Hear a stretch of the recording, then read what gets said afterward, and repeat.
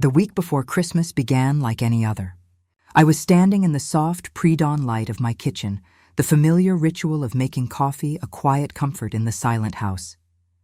The gentle gurgle of the machine, the rich aroma of dark roast filling the air, these were the small anchors of my morning. Outside, a delicate frost silvered the lawn, and the world was still asleep. It was in this pocket of peace that I first heard the voices drifting from the living room.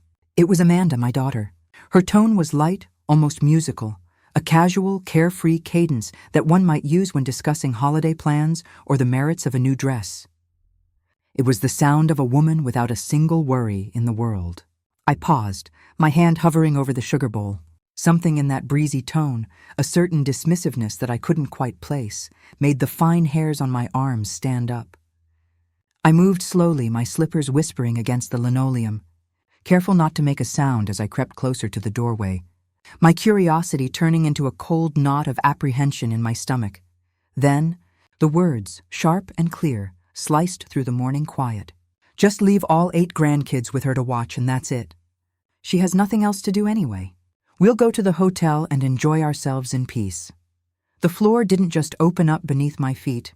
It dissolved into a bottomless black chasm.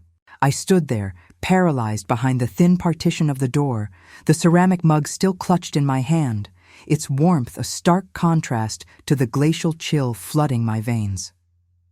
My mind raced, trying to catch the words, to reassemble them into something that made sense, something less cruel. It wasn't the first time I'd felt like an afterthought, a convenient solution to a logistical problem, but I had never heard it articulated so directly, so coldly, with such a complete and utter lack of consideration for me as a human being. Amanda kept talking, her voice still infuriatingly light, and then she laughed. It was a bright, tinkling sound that scraped against my raw nerves. Yes, Mark already booked the hotel on the coast. We're going to enjoy these days without the kids. Robert and Lucy agree too. They're going to that resort they wanted to see so badly. Mom has experience. She knows how to handle all 8 of them. Besides, she already bought the gifts and paid for the dinner. We just have to show up on the 25th, eat, open presents, and that's it. Perfect. No, not perfect. The word hung in the air like a cloud of poison gas. It was perfect for them.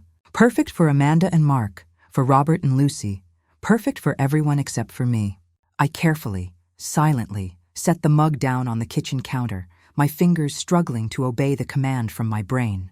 My hands were shaking, not from fear or weakness, but from a rage so profound, so ancient, it felt as though it had been sleeping in my bones for decades, waiting for this exact moment to awaken. It was a white-hot fury that burned away the years of quiet compliance, of gentle smiles and swallowed protests. I turned and left the kitchen, a ghost in my own home, gliding silently across the hall and up the carpeted stairs to my room.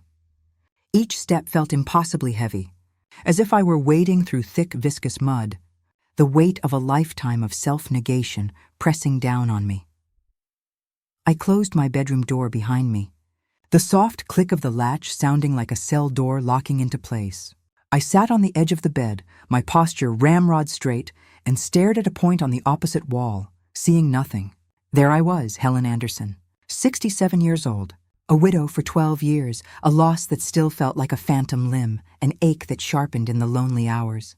A mother of 2 children who, I now understood with devastating clarity, had just reduced the entirety of my existence to that of an unpaid, unacknowledged employee. And a grandmother of 8 grandchildren whom I loved with a fierceness that could move mountains, but who were apparently, to their own parents, little more than baggage to be checked at my door. Amanda had 3 children. Robert had 5, 8 beautiful, boisterous, wonderful creatures that I adored, but whose parents were callously plotting to dump them with me as if I were a 24-hour daycare facility with unlimited capacity and no needs of my own. My gaze drifted around my room, a sanctuary that had suddenly become a museum of my own invisibility. The walls were a tapestry of smiling faces, a visual history of our family. Birthdays, graduations, first communions, holiday gatherings. In every single one of those photos, I was there, always present, always smiling that placid, accommodating smile. I was always holding a baby or serving a cake or standing in the background, a benevolent ghost organizing everything from the periphery. But in none of those photos was I the center, not once. In none of those meticulously planned celebrations had anyone ever thought of me first. I was the stage manager, the lighting crew, the caterer, essential to the production, but never the star. I pushed myself off the bed and walked over to the large closet. On the floor, nestled in neat rows, were the brightly colored bags of Christmas gifts I had spent the last 3 months hunting down. 8 gifts, each one carefully chosen to match the unique personality of each of my grandkids. Building blocks for Leo, a science kit for Maya, a series of fantasy novels for Sophie, toys, clothes, books.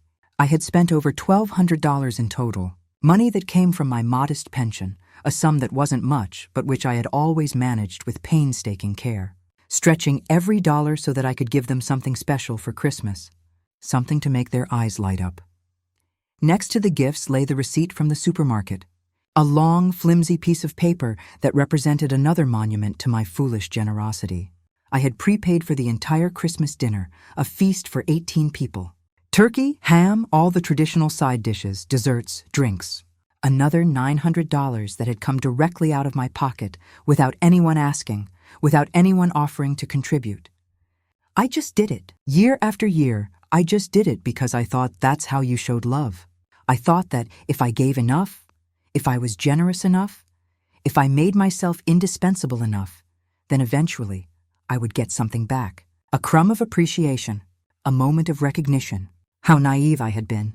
How utterly, heartbreakingly naive.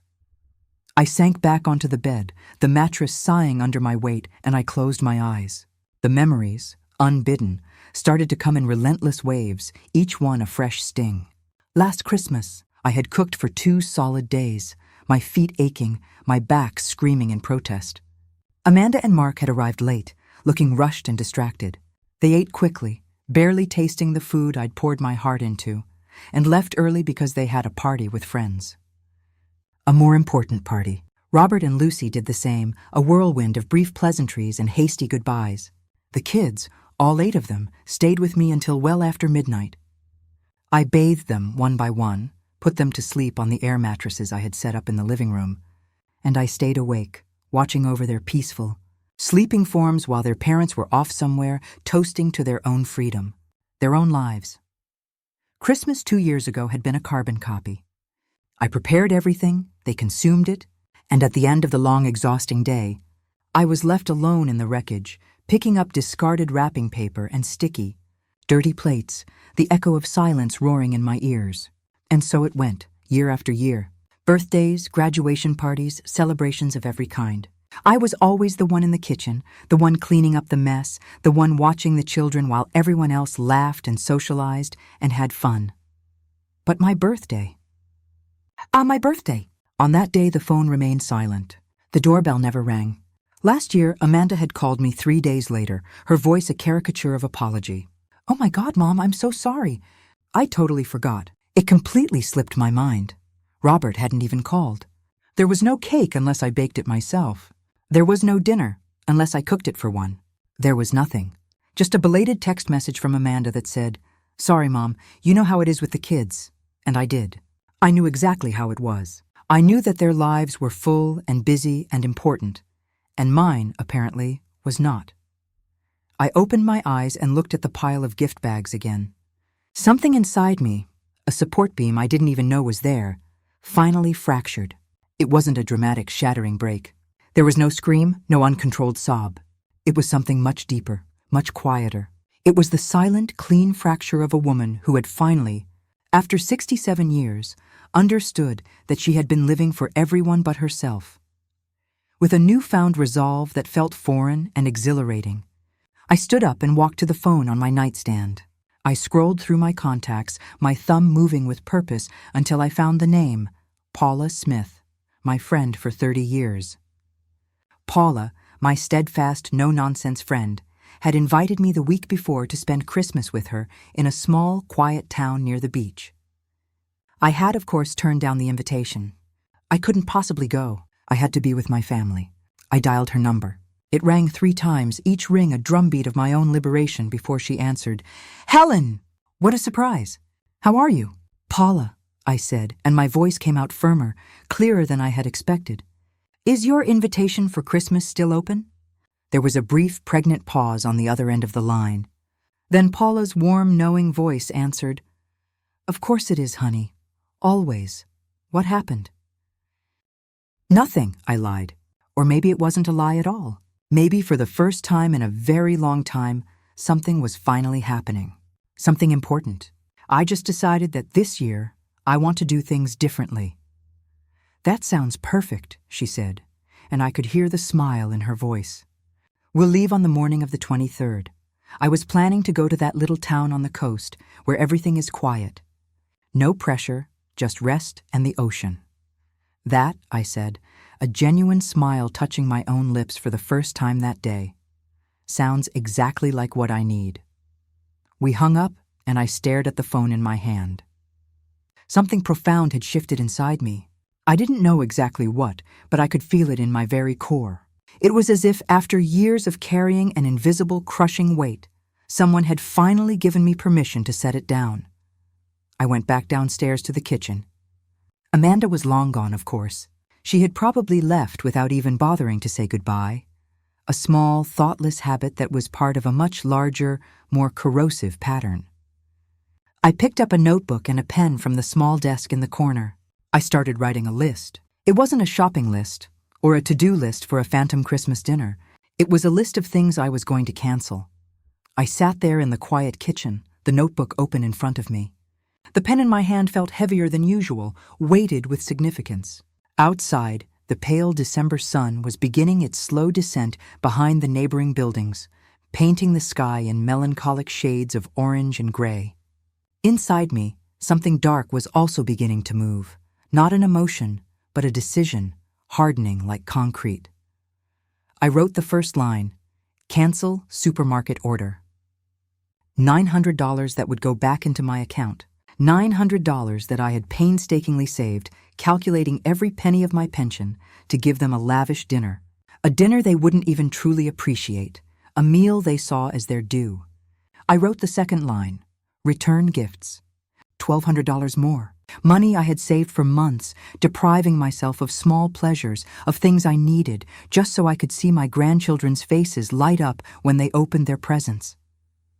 But their parents, the ones who should have been there to witness that joy, weren't even going to be present. They were going to be in luxury hotels and fancy resorts, having fun while I did all the work. I closed the notebook and leaned back in my chair. The memories, no longer held back by my willful ignorance, started to flood in without permission, as they always did when I was alone. I remembered Christmas 5 years ago. It was the first Christmas without my husband, John. He had died in October after a brief, brutal illness, and I was still shattered. A walking wound trying to pretend everything was fine for the sake of the family. Amanda had called me 2 weeks before Christmas, her voice brisk and businesslike. Mom, you're going to cook like always this year, right? The kids are expecting your turkey. We don't want to disappoint them. I had just lost the love of my life, the man I had shared 40 years with, and my daughter was asking me to cook a turkey. She didn't ask how I was coping. She didn't offer to help or suggest we do something different, something simpler. She just reminded me of my obligation. And I, of course, did it. I cooked the turkey. I prepared all the side dishes. I decorated the house. I put on a nice dress and a brave smile when everyone arrived. And throughout the entire meal, no one mentioned my husband.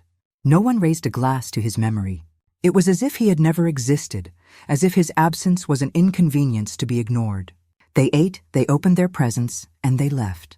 I was left alone that night, sitting on the sofa, staring at the mountains of leftover food, wondering if anyone would even notice if I just disappeared. My 65th birthday also came to mind. It was 2 years ago. I wasn't expecting a grand celebration. I never did. But that particular day, I had woken up with a small, stubborn spark of hope. A milestone birthday. Maybe this time Amanda would remember. Maybe Robert would show up with the kids. Maybe, just this once, someone would make me feel like my existence mattered. I waited all day.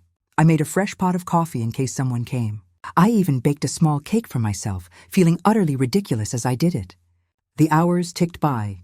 The phone didn't ring. No one knocked on the door. At 8 o'clock that night, my phone finally buzzed with a message from Amanda.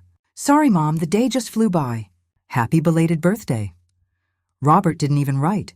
I ate a slice of that sad little cake alone in the growing darkness of my kitchen, wondering at what precise point I had become invisible to my own children. But the worst part wasn't the forgotten birthdays or the lonely Christmases. The worst part was the insidious way I had become useful to them, a utility rather than a person. I remembered when Amanda had her first child. I was ecstatic to be a grandmother. I thought it would be a beautiful, shared experience. But from the very first day, Amanda had turned me into her personal on-call nanny.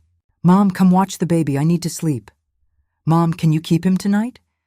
We have an important dinner." "Mom, can you take him to the doctor? I have to work." It was never, "Mom, thank you."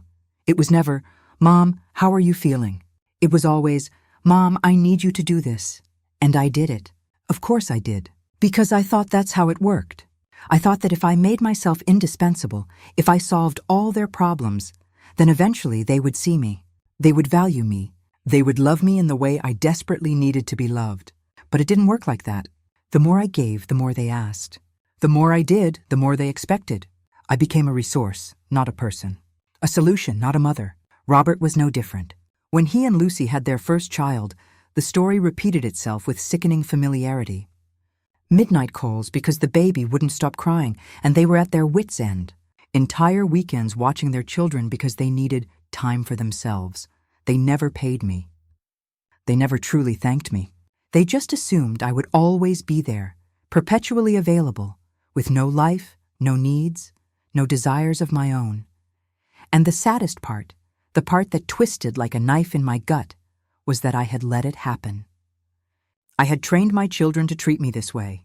Every time I said yes when I wanted to scream no. Every time I smiled when I was breaking inside. Every time I swallowed my own pain and exhaustion so as not to make anyone uncomfortable. I had built this prison myself. I had forged every single link of these chains. I got up from the chair and walked to the window. Outside, the neighbors' Christmas lights were beginning to twinkle on, bright, cheerful colors trying to ward off the encroaching winter darkness. But inside me there was only gray. I thought about all the Christmases before, all the times I had decorated this house alone, all the trees I had struggled to put up without help, all the elaborate dinners I had prepared while my children arrived late, or didn't arrive at all. I thought about last year, when Amanda had asked me to watch her 3 kids for 4 days, because she and Mark were going on an anniversary trip. I agreed, of course. During those 4 days, all 3 children came down with a nasty stomach flu. High fevers, vomiting, misery. I didn't sleep for 3 nights straight, nursing them, taking them to the doctor, administering medicine around the clock. When Amanda came back, tanned and rested from her trip, the very first thing she said to me was, "Mom, the kids look terrible." "What did you feed them?"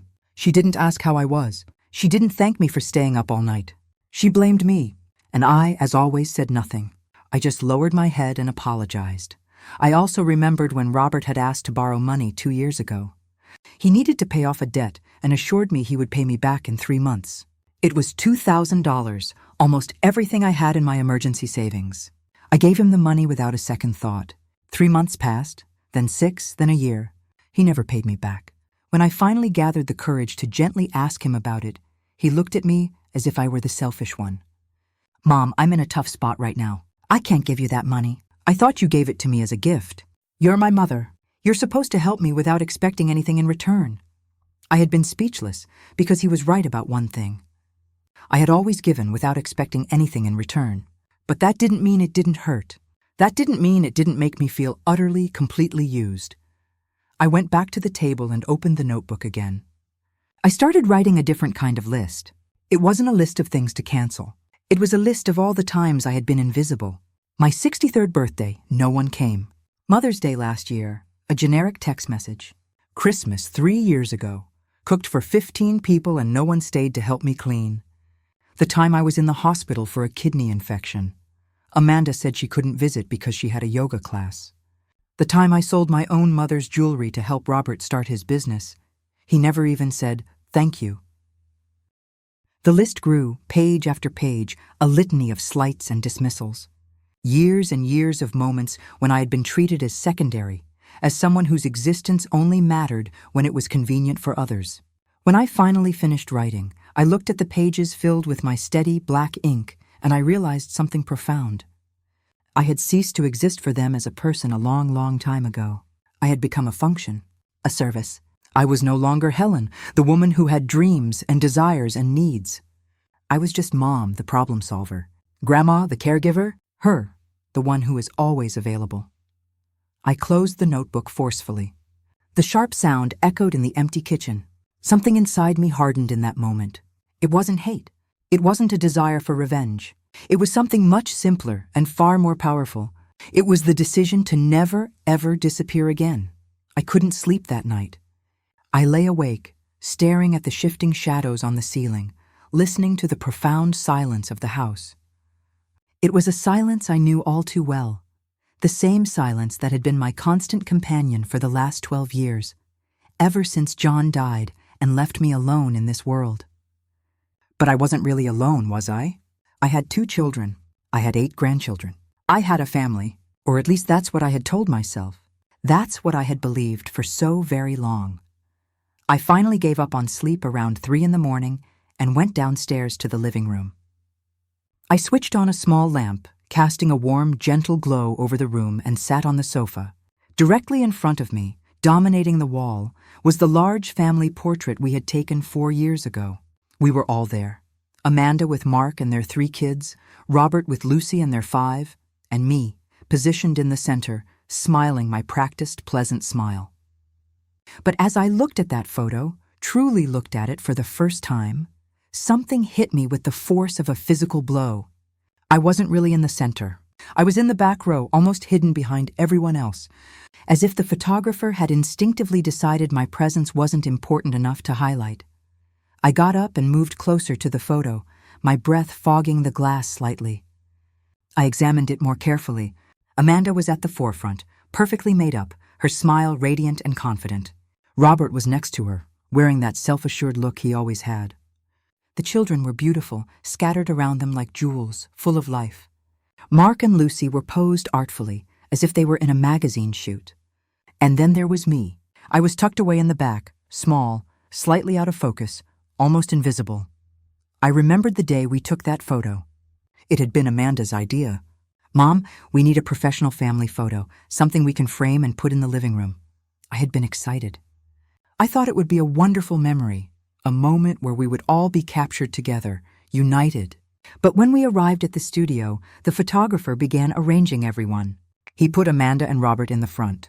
He arranged the grandchildren around them in a charming, chaotic cluster. He placed Mark and Lucy in strategic positions to balance the composition. And then he looked at me and said, almost as an afterthought, "You stand in the back, ma'am. That way you don't block anyone." I obeyed, like I always did. I stood in the back. I didn't block anyone. I let everyone else shine while I remained in the shadows.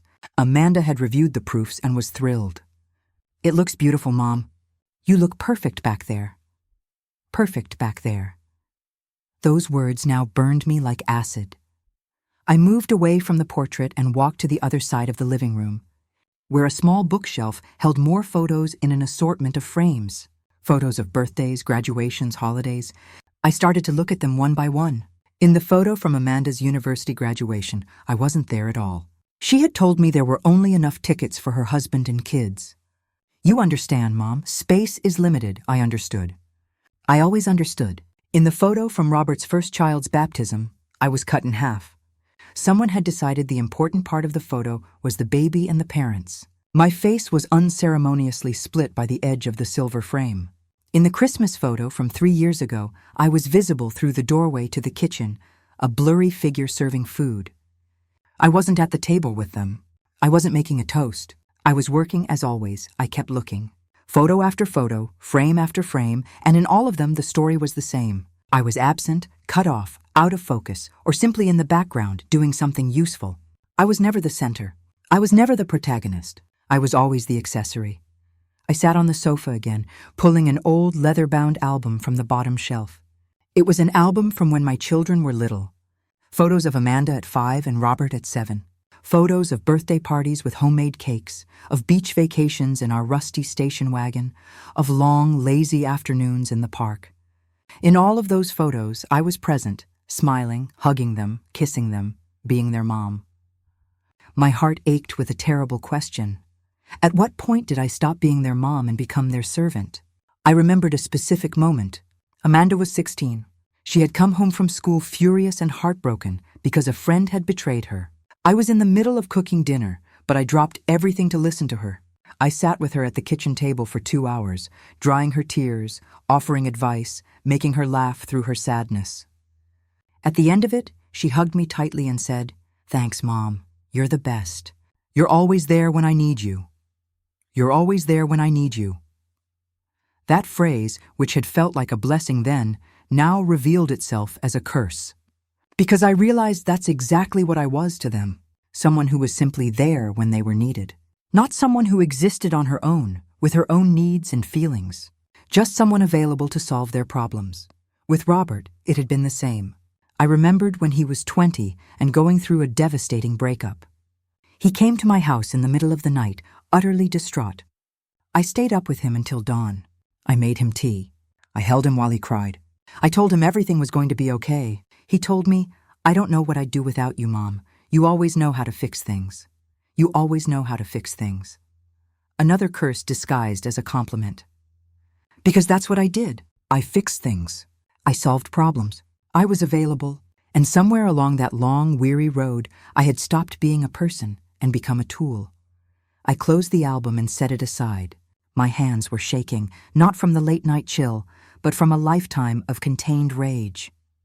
I remembered Mother's Day last year, the one day of the year that's supposed to be for honoring mothers, for making them feel special, for thanking them for everything they've done.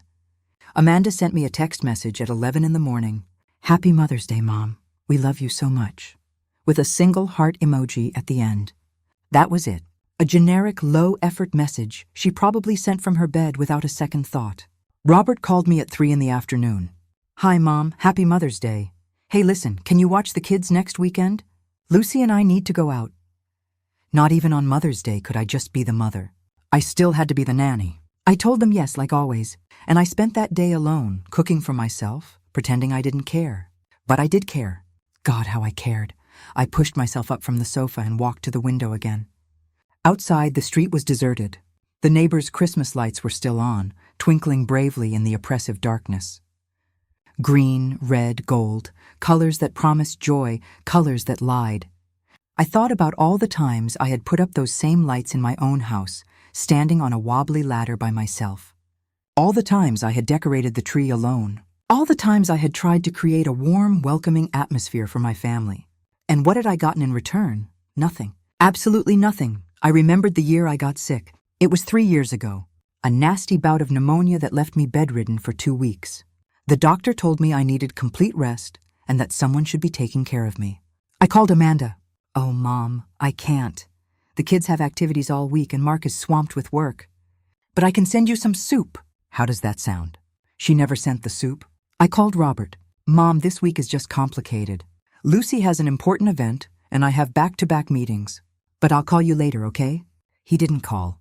I spent those 2 weeks utterly alone, dragging myself to the kitchen to make toast, taking my medicine with shaking hands, sleeping in a feverish sweat with no one to put a cool cloth on my forehead.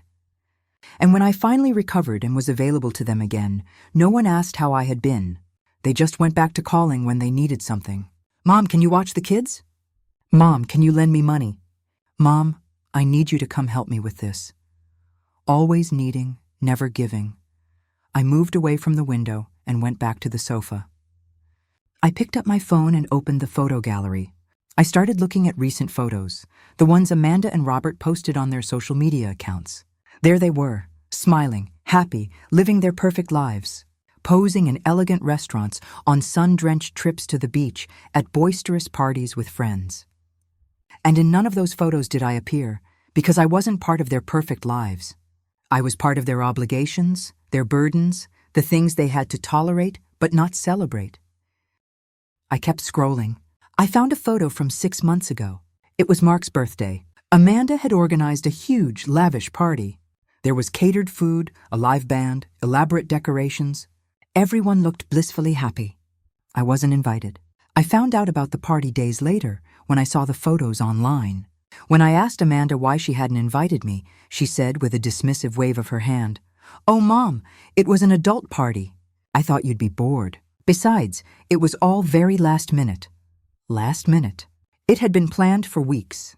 But I wasn't invited because I wasn't part of their social circle. I was just the one who watched their kids when they wanted to go out. The tears finally started to fall. They weren't tears of sadness. They were tears of rage, of frustration, of years and years of feeling small, invisible, and insignificant. I wiped them away angrily and took a deep, shuddering breath. I wasn't going to cry over this anymore. I wasn't going to sit around waiting for my children to finally see me. Because now, in the harsh, unforgiving light of 3 a.m., I understood the truth. They were never going to see me. Not because I wasn't visible, but because they had chosen not to look. The sunrise came slowly that morning. I was still awake on the sofa, surrounded by the scattered albums and photos, a graveyard of my own illusions. The gray daylight started to filter through the windows, illuminating the mess of memories I had left around me. I stood up, my body aching from the sleepless night, but my mind was clearer than it had ever been. It was as if the dense fog of years of confusion and self-doubt had finally lifted, and I could see my life with a painful, crystalline sharpness. I went to the kitchen and made coffee. While I waited for the coffee maker to finish its cycle, I opened my phone and looked for the supermarket's number. It was 7 in the morning. I knew they opened at 8. I decided to wait. I sat at the table with a steaming mug of black coffee in my hands. The warmth of the liquid comforted me, anchored me to the present moment, to the reality of what I was about to do. It wasn't revenge I felt simmering inside me. It was something deeper, quieter. It was the conscious decision to stop sacrificing myself for people who had never valued the sacrifice. It was choosing myself for the very first time in decades. At 8 o'clock sharp, I dialed the supermarket's number. A friendly voice answered on the other end. "Good morning, Central Market. How can I help you?" "Good morning. I need to cancel an order I placed for Christmas. The name is Helen Anderson." There was a pause, the sound of keys clicking as the person looked me up in the system. "Yes, here it is. A large order for 18 people. Turkey, full side dishes, desserts. The total is $900. Are you sure you want to cancel it? It's almost ready to be delivered on the 23rd. "Completely sure," I said, my voice steady. "Please cancel it." "Understood. The full refund will be issued to your card within 3 to 5 business days. Is there anything else I can help you with?" "No, that's all." "Thank you." I hung up the phone and stared at it. $900 that would come back to me. $900 I could use for myself, for something I wanted, for something that made me happy. Next on my list were the gifts. I had bought 8 gifts at different stores over the last 3 months. Some still had the receipts attached. Others didn't, but I was going to try to return them all. I got dressed quickly and left the house. The first store opened at 9 o'clock. I arrived 15 minutes early and waited in the cold parking lot. When the glass doors finally slid open, I went straight to the returns counter. "Good morning. I need to return this." I put a large box on the counter containing a complex construction set I had bought for Robert's oldest son. It had cost $150. The employee checked the receipt. "It's within the return period." "Any problem with the product?" "No, I just changed my mind." "Understood. Refund to the card or store credit?" "Refund to the card, please." She processed the return and handed me the receipt. $150 back. I went to the second store. I returned a shiny new bicycle I had bought for one of Amanda's daughters. $200 more. Third store, a large doll with a vast array of accessories. $100. Fourth store, clothes for 3 of the grandkids. $220. Store after store, return after return. Some of the employees looked at me curiously. An old woman returning so many toys just days before Christmas. They probably thought it was strange, but for the first time in my life, I didn't care what they thought. By 2 in the afternoon, I had gotten back $1,100. There were 2 gifts I couldn't return because I had lost the receipts. I left them in a charity donation box outside a church. Let other children enjoy them. Children whose parents might actually value their grandmothers. I returned home exhausted, but with a strange, buoyant feeling in my chest. It wasn't joy exactly. It wasn't sadness. It was something like relief. The same feeling you get when you finally stop carrying something incredibly heavy that you've been holding for far too long. I sat in the living room and dialed Paula's number. "Helen!" What a surprise. "How are you?" "Paula, about that trip to the beach. How long were you planning to stay?" "Well, I was going to stay until the 27th, but I can stay longer if you want. In fact, I was thinking of spending New Year's there, too. It's a quiet place, perfect for resting. Can I go with you?" I asked, the words tumbling out. "I mean, not just for Christmas. I want to go for longer. A week, maybe 2. There was a knowing pause. Then Paula said softly, "Helen, are you okay? You can tell me." And then it all came out. I told her everything, about the conversation I had overheard, about Amanda and Robert's callous plan to leave me with all 8 kids while they went on luxurious vacations, about all the years of feeling invisible, about the forgotten birthdays and the lonely Christmases, about the bone-deep feeling of being used and discarded. Paula listened in complete silence. When I finally finished, my voice hoarse with unshed tears, her own voice was firm and warm. "Helen, listen to me carefully. You are coming with me. We leave on the morning of the 23rd, and we don't come back until you want to. We're going to spend Christmas and New Year's at the beach, eating well, resting, with no pressure from anyone. And if anyone calls you, you don't answer. Do you hear me? You don't answer. But the kids—" I started, the old programming kicking in. "The kids have parents," Paula interrupted gently but firmly. "And those parents can take care of them for once in their lives. You are not responsible for solving the problems they created for themselves." She was right. Of course, she was right.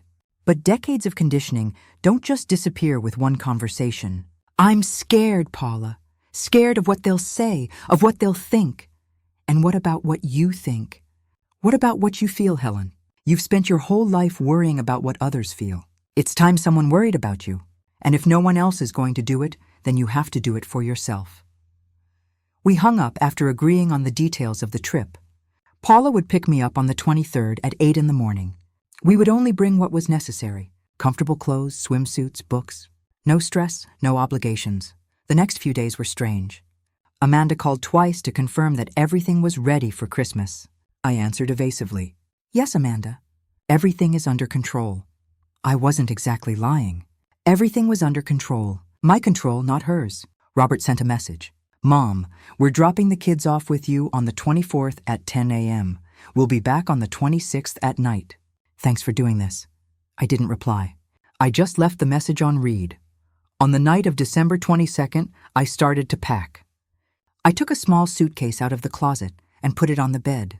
I didn't need much. A pair of comfortable pants, a few light blouses, sandals, my swimsuit that I hadn't worn in years. While I was packing, the doorbell rang. It was late, almost 9 at night. I went downstairs, puzzled, and opened the door. It was Amanda. She had a bag in her hand and a forced, bright smile on her face. "Hi, Mom. I brought you this." She held out the bag. Inside were packages of cookies and juice boxes for the kids. You know how they like their snacks. She didn't invite herself in. She didn't even ask how I was. She just handed me the bag like a delivery driver dropping off a package. "Amanda," I said, my voice surprisingly calm. "I need to tell you something." She glanced at her watch impatiently. "Mom, I'm in a hurry. Mark is waiting for me in the car." "Can it be quick?" I looked at my daughter. I really looked at her. I saw the successful, confident, well-dressed woman she had become. But for the first time, I also saw her for what she truly was. Someone who had learned to use people so skillfully that she didn't even realize she was doing it. "I'm not going to be here for Christmas." Amanda blinked, her smile faltering. "What do you mean you're not going to be here?" "Mom, we already agreed."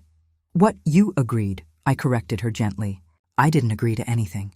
I heard your conversation last week, Amanda. I know you plan to dump all 8 kids on me while you and Robert go on vacation." Her face stiffened, color rising in her cheeks. "You were listening to my private conversations?" "I was in my own house." "You were the one talking loudly without caring if I heard you or not." "Mom, it's not a big deal. It's just a few days.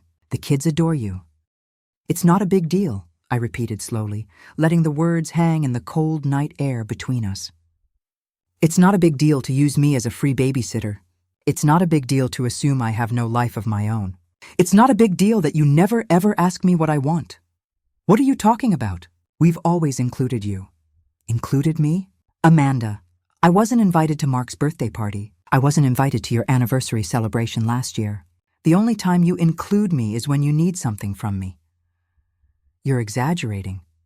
No, I said, feeling a strange sense of peace settle over me. I'm seeing things clearly for the first time in years. Amanda sighed with theatrical impatience. Fine, so what do you want? You want us to pay you? Is that it? Her words hit me like a slap. Pay me, as if that was the missing piece.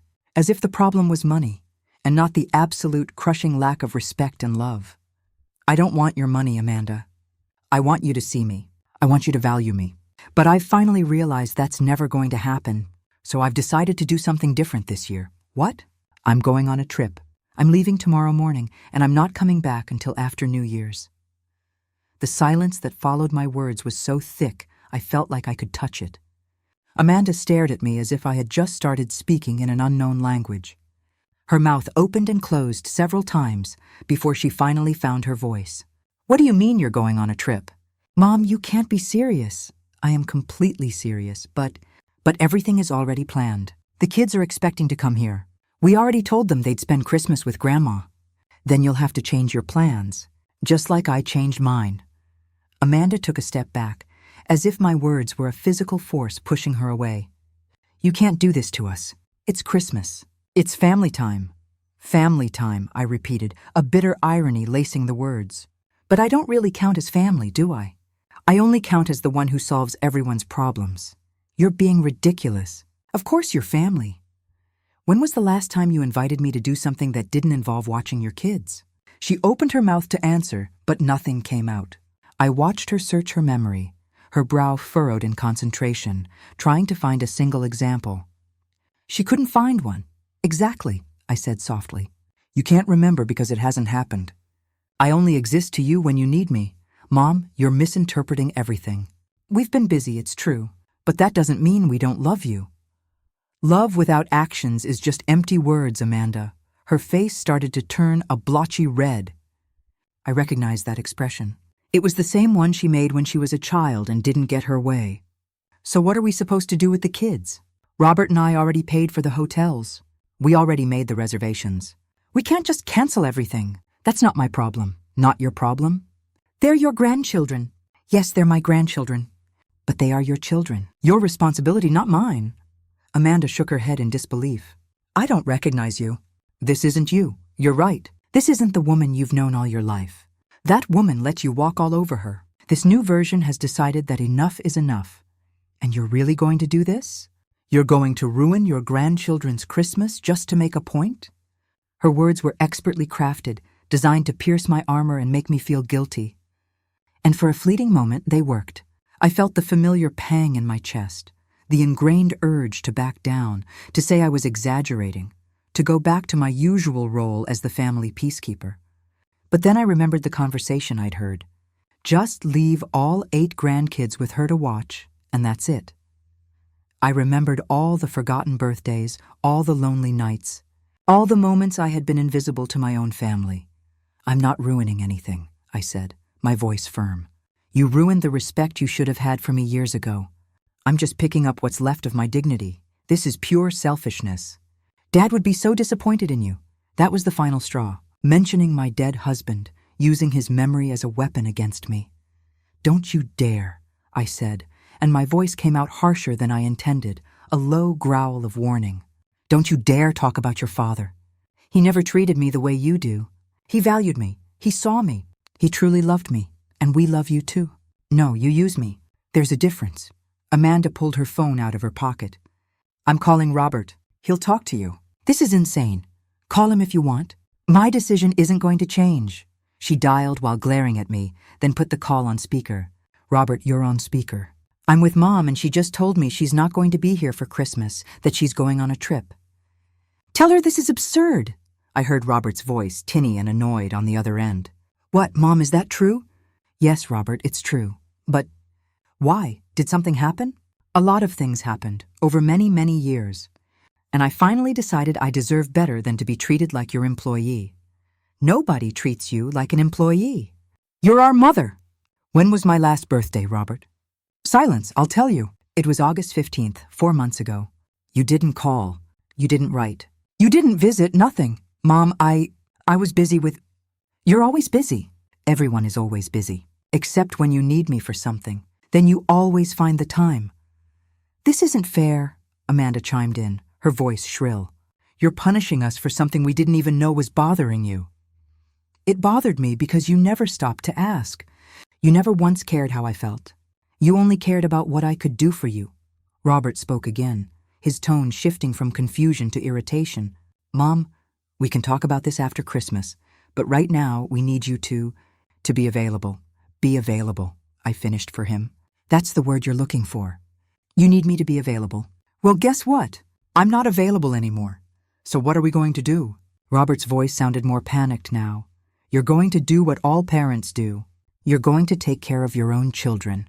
Cancel your trips, or take the kids with you, or hire someone. I don't know. It's not my problem to solve. Amanda closed her eyes, as if trying very hard to stay calm. Mom, be reasonable. We've already paid thousands of dollars for these trips. We can't just... I paid $900 for the dinner you were going to eat. $1,200 for the gifts you were going to open. That money matters too, or at least it should. Wait, Robert said, his voice sharp. You canceled the dinner and the gifts? I returned them, every single one, and I got my money back. The silence on the other end of the phone was absolute. I could picture Robert's face, slack with disbelief, processing this new information. I can't believe you did that, Amanda finally said, her voice a hoarse whisper. The kids are going to be heartbroken. The kids will be fine. They're resilient. What they won't be fine with is if they keep growing up thinking that grandmothers only exist to serve them. Amanda put her phone away. Her eyes were shining, but I couldn't tell if it was from tears or rage. Fine, go, take your trip. But don't expect things to go back to the way they were when you get back. I don't want things to go back to the way they were. That's exactly the point. She turned around and started walking toward her car. Then she stopped and looked back at me over her shoulder. You're going to regret this. The only thing I regret, I said, my voice steady and clear, is not doing this sooner. I watched her get into the car where Mark was waiting. Even from a distance, I could see her tense, angry body language as she told him what had happened. The car sped off and disappeared into the darkness. I closed the door and leaned against it.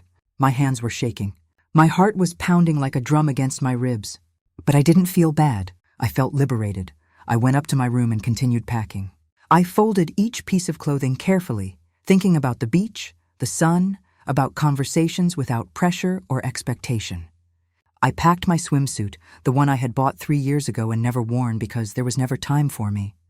I put my favorite book in the suitcase, a thick novel I had tried to read 5 times but was always interrupted. This time I would finish it. I added a new blank notebook. Maybe I would write, maybe I would draw. Maybe I'd just use it to make lists of things that made me happy, things I had forgotten I even liked. My phone started ringing again. It was Robert. I didn't answer. He called 3 more times. Then Amanda. Then Mark. Then Lucy. They all wanted to convince me. They all wanted me to go back to my place, the place where I was useful but invisible. I turned off the phone. The silence that followed was beautiful. I sat on the bed and looked at the half-filled suitcase. It was small. I didn't need much. I just needed room to breathe. December 23rd dawned with a sky the color of pale blue silk. I woke up early, before the sun had fully crested the horizon, with a strange, fluttering feeling in my chest. It wasn't fear. It wasn't guilt. It was anticipation, a sensation I hadn't felt in years. I took a long, hot shower, letting the water relax my tense muscles. I got dressed in comfortable clothes, some soft cotton pants and a light blouse. Nothing fancy, nothing that needed ironing or careful coordinating. Just clothes that made me feel free. I went down to the kitchen and made coffee. As I drank it, I looked around the house. Everything was clean, tidy, and empty. At 8 o'clock sharp, the doorbell rang. Paula had arrived. I opened the door, and there she was, smiling, with sunglasses perched on her head and an infectious, adventurous energy. "Ready for our great escape?" she asked. More than ready. I put my suitcase in the trunk of her car. It was an old but reliable sedan, perfect for a long trip. Paula had packed a cooler with water, sodas, and snacks for the road. When I got in the car and closed the door, I felt something I didn't expect. Absolute, profound relief, as if I had just dropped a 100-pound weight I had been carrying for decades. "Everything good?" Paula asked as she started the car. "Everything's perfect. We left the city behind." The streets became less congested, the buildings smaller, until finally there was only the open road in front of us. Paula put on some soft music, nothing Christmas-related, just calm, instrumental melodies that filled the silence without demanding attention. We didn't talk much for the first hour. I just looked out the window, watching the landscape go by. Open fields, bare-branched trees, small towns that appeared and disappeared like memories. I felt like I was waking up from a long, confusing dream. "Did they call?" Paula eventually asked, her eyes on the road, many times. I turned off the phone. "Good job," Paula said. "Do you think I'm a bad person?" I asked, the question surprising me as it left my lips. She glanced at me. "Why in the world would you ask that?" "Because I left my grandkids without their Christmas. Because I canceled everything. Because I just left," Paula sighed. "Helen, tell me something. If a friend of yours told you this story, if she told you her kids use her, that they never value her, that they only look for her when they need something, what would you tell her?" I thought about it for a moment. "I'd tell her she deserves better." "Exactly," Paula said softly. "So why don't you deserve the same?" I didn't have an answer for that. Or maybe I did, but I had never allowed myself to say it out loud. I had spent so many years believing my value was inextricably linked to what I could give, to what I could do for others, that I had completely forgotten that I also had the right to receive. We kept driving. We stopped once for gas and to stretch our legs. Paula bought us coffee and some sweet bread. We sat on a worn wooden bench outside the gas station, eating in a comfortable silence. "The town we're going to is small," Paula said. "There's not much to do, but that's the point. It's quiet. The people are friendly. There's a beautiful, long beach, and the house I rented has a terrace where you can watch the sunset." "Sounds perfect. There's no internet at the house." "Well, there is, but it's terrible. So you'll basically be disconnected." "Even better." We arrived in the town around 2 in the afternoon. It was exactly as Paula had described it, small, picturesque, with pastel-colored houses and narrow cobblestone streets. The sea breeze reached us, carrying the clean, briny smell of salt and freedom. The house Paula had rented was modest but cozy. 2 bedrooms, a small kitchen, and a living room with large windows that faced the beach. Everything was simple, clean, and calm. "This is your room," Paula said, opening a door. It was a small room with a bed covered in crisp white sheets, a simple wooden nightstand, and a window with a breathtaking ocean view. I left my suitcase on the floor and went to the window. The ocean stretched out, vast and impossibly blue, in front of me, shining under the afternoon sun. The waves broke gently on the shore in a steady, rhythmic sigh. A few seagulls wheeled and cried in the clear air. I stood there for a long time, just looking, and I felt something inside me begin to loosen, a knot that had been tight for years. "I'm going to make something to eat," Paula said from the doorway. "Rest for a bit if you want." I sat on the edge of the bed and took a deep breath. The air here tasted different, cleaner, freer. I turned on my phone for just a moment, a morbid curiosity compelling me to see if there were any real emergencies. 53 missed calls, 27 text messages, all from Amanda, Robert, Mark, and Lucy. The messages started with confusion, then quickly moved to anger, then to desperate attempts at manipulation. Amanda. "The kids are crying. Is this what you want?" Robert. "I called the supermarket. They confirmed you canceled everything. This is a level of selfishness I never imagined from you." Mark. "Helen, Amanda is very upset. This isn't good for her health. You need to come back." Lucy. "I don't understand what we did wrong. We've always treated you with respect." I read each message without feeling what I expected to feel. I didn't feel guilt. I didn't feel the urge to respond or defend myself. I just felt a clear, cool distance between them and me. I turned the phone off again and buried it in the bottom of my suitcase. Paula called me from the kitchen. "Food's ready." I left the room and found a simple table set with good things, a fresh salad, grilled fish, rice, fruit. simple, honest food that had been prepared with care. We ate slowly, without rushing, talking about unimportant things, the weather, the colors of the sunset, the plans for the next few days. "Tomorrow is Christmas Eve," Paula said. "I thought we could walk on the beach in the morning. There's a small market in the center of town where they sell local crafts. And at night, if you want, we can make a simple dinner here or go to the little restaurant in town. Whatever you prefer is fine with me. Helen, this trip is for you. What do you want to do?" The question took me by surprise. What did I want? It had been so long since anyone had asked me that. "I want to walk on the beach," I said slowly. "I want to see the market. And at night, I want a quiet dinner here, stress-free," Paula smiled. "Then that's what we'll do."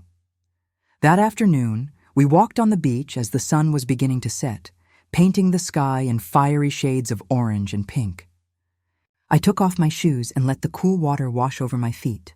It was cold but refreshing. Paula walked beside me, picking up seashells now and then. There were other people on the beach, families with children building sandcastles, couples walking hand in hand, groups of friends laughing. Everyone seemed at peace. No one seemed to be carrying the weight of the world on their shoulders. "Do you know what hurts the most?" I said suddenly, my voice quiet against the sound of the waves. "What?" "That they didn't even notice I was disappearing. They didn't notice that I was only there when they needed me. I was invisible for years, and they never cared." Paula stopped and took my arm gently. "Helen, look at me. You are not invisible. They chose not to see you. There's a huge difference. And just because they couldn't see your value doesn't mean you don't have it." Her words hit me hard. I felt the tears coming, but this time, I didn't stop them. I let them fall freely, hot tracks on my cool cheeks, while the sound of the waves accompanied my quiet grief. Paula hugged me. She didn't say anything else. She just held me while I cried out years of accumulated pain onto her shoulder. When I finally pulled away, I wiped my tears and looked at the horizon. The sun was touching the water now, creating a shimmering path of light on the waves. "Thank you," I said to Paula, my voice thick. "For what?" "For seeing me, for being here, for not judging me." "That's what real friends do," she said simply. We returned to the house as it was getting dark. Paula made tea and we sat on the terrace, wrapped in light blankets, listening to the constant soothing sound of the sea. We didn't talk much. There was no need. The company was enough. That night, I slept more deeply than I had in weeks. No nightmares, no anxiety, just a deep, restorative rest. December 24th dawned bright and warm. I woke up to the sound of seagulls and the smell of fresh coffee coming from the kitchen. For a fleeting moment, I didn't remember where I was. Then it all came back to me. I was far away. I was free. I was choosing myself. I got up slowly with no rush. Paula was already in the kitchen making breakfast. Toast, fresh fruit, orange juice. "Good morning." "How did you sleep?" "Better than I have in years." We had breakfast on the terrace, watching the sea. The water was calm this morning, almost like a mirror reflecting the clear sky. Some people were already walking on the beach, taking advantage of the cool hours before the sun got stronger. "Ready for the market?" Paula asked. "Ready." We walked to the center of town. The streets were livelier than the day before. Christmas music played from some of the shops, but it wasn't the loud commercial music of the city. It was soft, almost comforting. The market was small but charming. There were stalls with local crafts, handmade jewelry, paintings by local artists. Everything had a personal touch, as if each piece carried the story of its creator. I stopped at a stall selling woven bracelets. They were simple but beautiful, each in a different combination of colors. The woman selling them was older, probably my age. She had wrinkled but strong hands, hands that had worked a lifetime. "They're beautiful," I told her. "Thank you. I make them myself. Each one is unique." "How much is this one?" I pointed to one in soft shades of sea green and white. $15. I took the money from my purse and bought it. I put it on my wrist, and I liked how it felt. Light, simple, and mine. Paula bought some earrings. We kept walking, stopping at different stalls with no pressure, no schedule. It was the first time in years I could do something like this. Just walk, just look, just exist, without anyone needing anything from me. At one of the stalls, there were handmade notebooks. I remembered the blank notebook I had brought in my suitcase. I thought about all the things I wanted to write, all the thoughts I had kept silent for so long. I bought a small notebook with a pretty fabric cover. It cost $12. I'd have it as a backup for when the other one filled up with words that needed to come out. Around noon, we returned to the house. It was hot now, and we decided to spend the afternoon at the beach. Paula brought umbrellas and towels. I put on my swimsuit for the first time in 3 years. I looked at myself in the mirror before leaving. My body had aged. There were wrinkles and stretch marks, the indelible marks of time. But it was also the body that had carried 2 children, the body that had worked tirelessly for decades, the body that had sustained me through everything. At another time, I would have criticized myself. I would have cataloged everything that was wrong. But today I just felt a quiet gratitude. This body had brought me here, to this moment of freedom. We spent the afternoon under the umbrella. Paula read a book. I just watched the sea, feeling the sun on my skin, listening to the hypnotic rhythm of the waves. There was a peace here, a profound peace I didn't know could exist. At some point in the afternoon, I turned on my phone briefly. More messages, more missed calls. Now there were also messages from numbers I didn't recognize. Probably friends of Amanda and Robert, recruited to make me feel guilty. One message in particular caught my eye. It was from Amanda. We had to cancel everything. The hotels wouldn't give us our money back. Robert is furious. The kids won't stop asking about you. I hope you're happy. I read the message twice. I expected to feel something. Guilt, maybe. Remorse. But all I felt was a cold, sharp clarity. This was not my responsibility. It never should have been. For the first time, I replied, "I'm sorry you had to change your plans. The children have parents. It's time for you to act like it." I sent the message and turned off the phone again. Paula looked at me over the top of her book. "Everything okay?" "Everything is perfect." That night, instead of an elaborate dinner, we made something simple: pasta with fresh vegetables, a crisp salad, a glass of wine.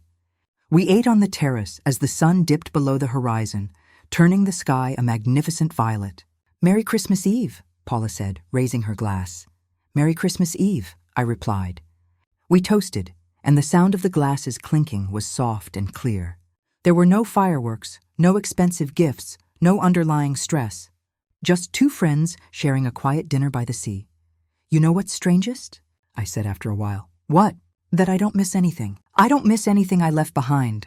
I thought I'd feel bad. I thought I'd miss the kids, the traditions, all that Christmas madness. But I don't. I just feel relief. "That's because you're finally where you're supposed to be," Paula said wisely. "With yourself." I slept deeply again that night.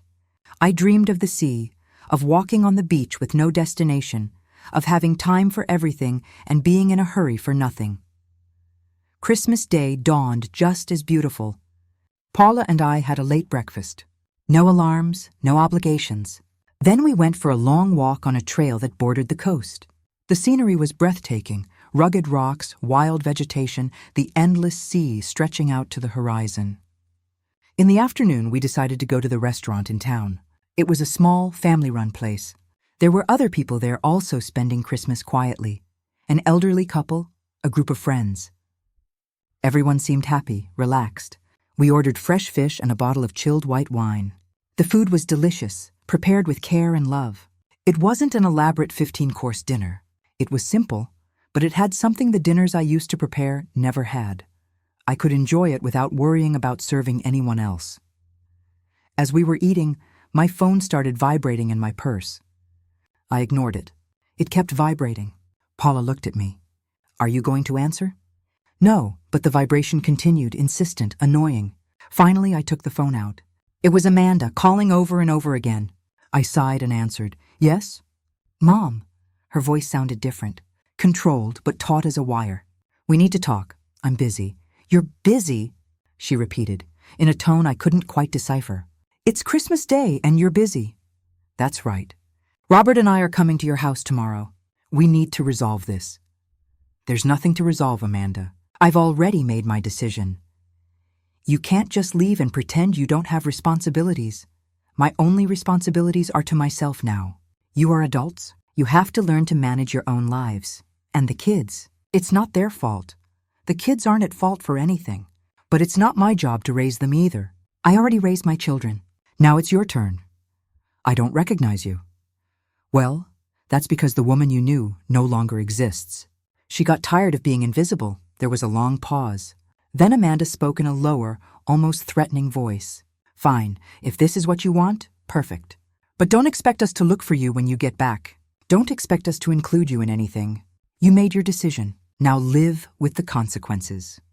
I'll live with them perfectly fine, I said, and hung up before she could respond. My hands were shaking slightly, but not from fear.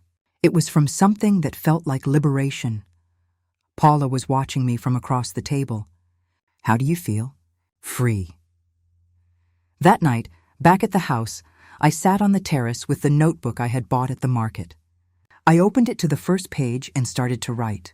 Today is Christmas, and I am where I want to be. For the first time in my life, I chose my own peace over the expectations of others, and I don't regret it. I kept writing about the years of silence, about the moments of invisibility, about learning that saying no isn't selfishness, it's self-love. I wrote until my hand ached, and when I finally closed the notebook, I felt something I hadn't felt in years. Hope. The following days passed in a haze of calm I had never known. Paula and I got up late, had breakfast on the terrace, walked on the beach, read, talked. There were no schedules, no pressures, just time moving slowly and softly, like the tide. On the afternoon of December 28th, I was reading in the living room when I heard my phone buzz. I had left it on, but on silent. This time it wasn't a call. It was a message from an unknown number. I opened it curiously. Helen, this is Lauren Morris, your neighbor. Amanda and Robert are here. They've been knocking on your door for the last hour. I thought you should know. I read the message twice. So they had followed through on their threat. They had come looking for me. I pictured the scene, Amanda furious, banging on the door. Robert pacing back and forth impatiently, both of them expecting me to appear, to apologize, to go back to my place. I replied to Lauren, "Thank you for letting me know. I'm out of town. I won't be back until after New Year's. If they come back, please don't give them any information about me." Lauren replied quickly, "Understood. Take care." I put the phone aside and went back to my book, but I couldn't concentrate. I knew this wasn't over. I knew that eventually I would have to face them. That night, as we ate dinner, I told Paula what had happened. "And what are you going to do when you get back?" She asked. "I don't know yet, but I know I'm not going back to being who I was before. What if they don't accept that? Then they don't. I can't control how they react." "I can only control how I react," Paula nodded. "You're going to be fine, Helen. You're stronger than you think." On December 29th, we decided to do something different. Paula had heard about a small art gallery in the next town over. We took the car and went to explore. The gallery was small but full of beautiful works. Paintings of local landscapes, wooden sculptures, black and white photographs, all created by artists from the region. There was one painting in particular that caught my eye. It was of an older woman sitting in a simple wooden chair, looking out at the sea. Her posture was calm, almost meditative. There was something in that image that resonated deeply with me. "It's beautiful," I told the gallery owner. "A local artist painted it," he explained. "She says it represents the peace that comes after the storm." "How much is it?" $250. It was more than I had planned to spend. But something about that painting spoke to me. It was like seeing my own transformation reflected in oil and canvas. "I'll take it." Back at the house, we hung the painting in the living room. Paula stepped back to admire it. "It's perfect for you." "Yes," I said. "I think it is." That night, I wrote more in my notebook, about the fear I had felt at first, about the guilt I had expected to feel but which never came, about discovering that chosen solitude was different from imposed loneliness. On December 30th, as we were walking on the beach, my phone rang. This time it was a number I recognized. Mark, Amanda's husband. I hesitated before answering. Then I decided it was time to face this directly. "Yes?" "Helen, I need to talk to you." His voice was serious, almost formal. "I'm listening." "Amanda is devastated. You don't understand the damage you've caused." "On the contrary, I understand perfectly the damage I've allowed to be caused to me for years. This isn't about you. This is about family,